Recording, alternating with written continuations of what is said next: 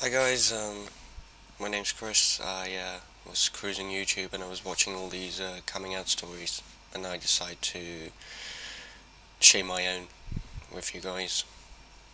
I should probably start out by saying that I'm a South African, and everything that happened to me happened in South Africa. I went to my friend's apartment this one night. I was in my third year of university, and we were just gonna have a fun night, just drinking and talking. And I don't remember what conversation we had, but it was really upsetting to me for some reason, and I decided to leave.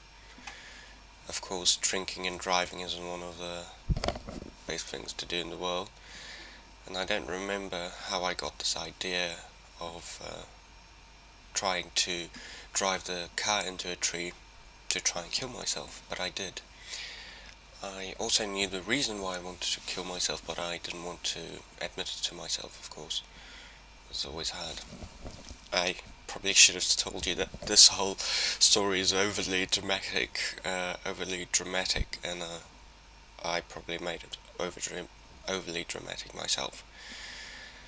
I was not hurt in the accident, fortunately. There were four guys that stopped, and they took me to my apartment after I had seen the police, of course.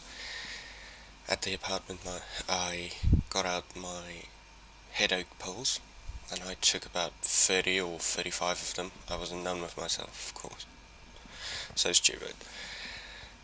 And I texted my sister as I was lying on the couch, just saying goodbye, being really dramatic and all that. Thinking back, it's so embarrassing when you think back on it. And she came to my apartment, and I don't know how she got it open. I don't remember giving her a key to it. And she and her friend took me to the hospital, and they pumped my stomach and all that. And then in the hospital itself, she asked me why I had done it, and I said, well, because I'm gay. Uh, I'm not comfortable with that.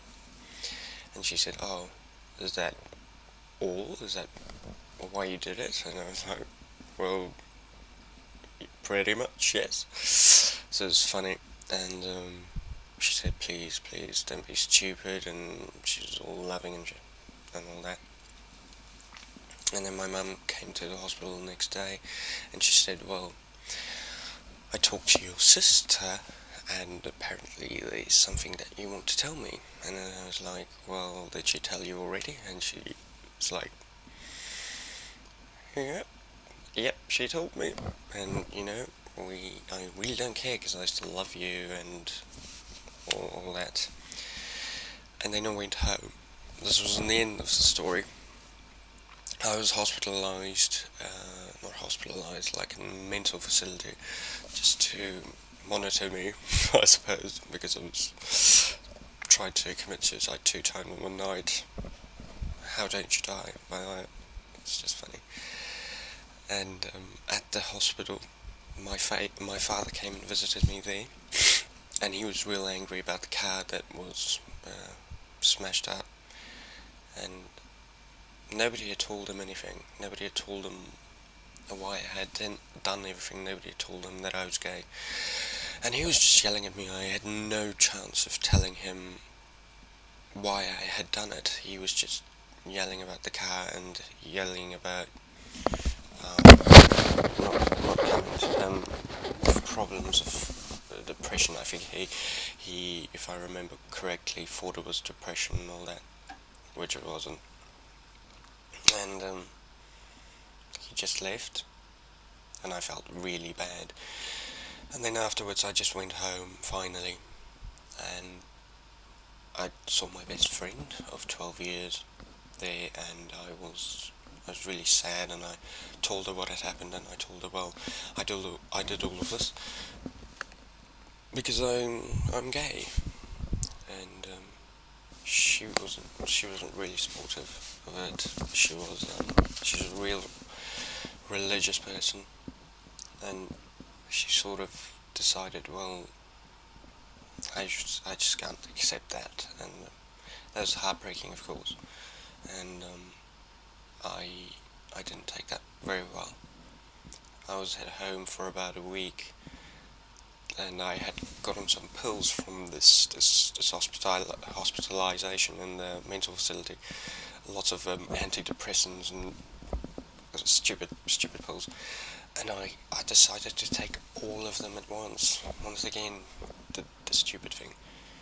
I think I almost took about 100 pills that day. At this time, I didn't text anybody. I just wrote some letters to family and close friends. Just put them on my table on my desk. And my mum I did that in the afternoon. My mum came into my room late that night, trying to come and get me for dinner. And she saw me, and apparently saw vomit everywhere. I don't remember everything. I just remember passing out on the bed. I mean, 100 plus pills. That would do it to you. And I was just lying in the bed, apparently, and she woke me up with some water, and she said, well, it looks like I had vomited everything, and she was like, do you think you should go to the hospital? And I said, no, I feel fine.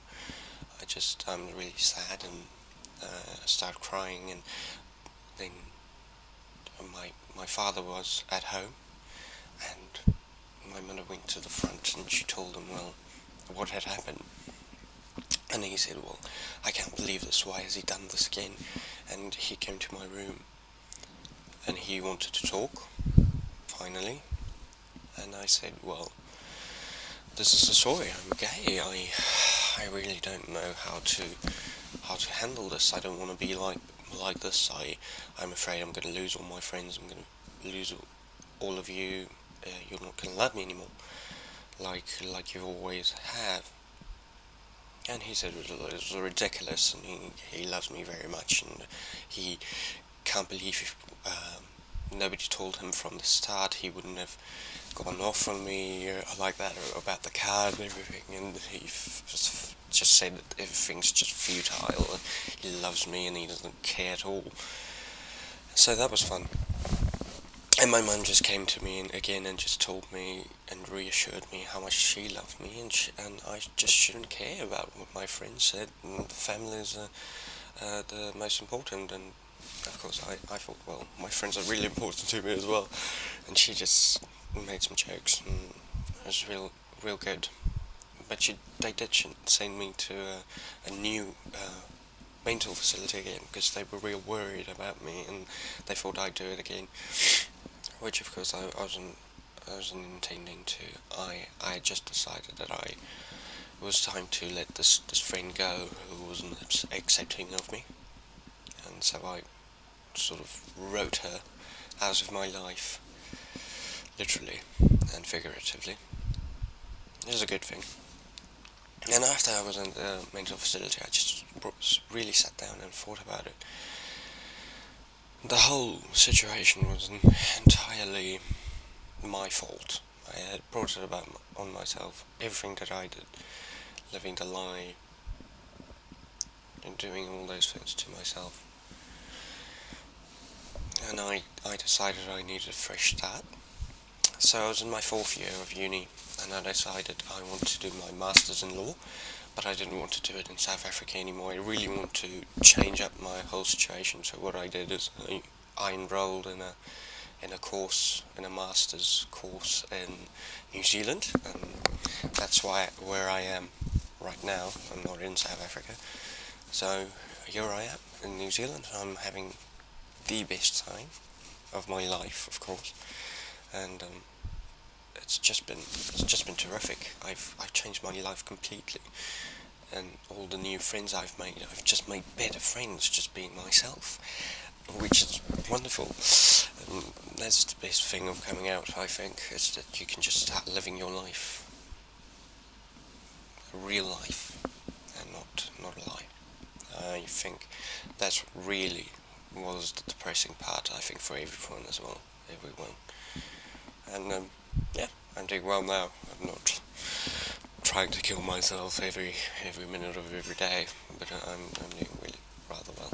And I hope this video can help anybody who feels that way, and feels that they can't carry on anymore.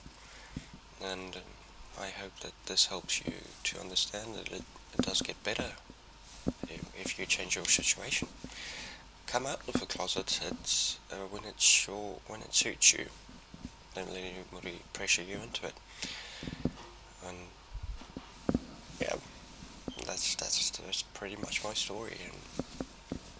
And I'm just glad to be alive. Otherwise, I would have missed all of this, all of New Zealand, all of my new friends, and all of these new experiences.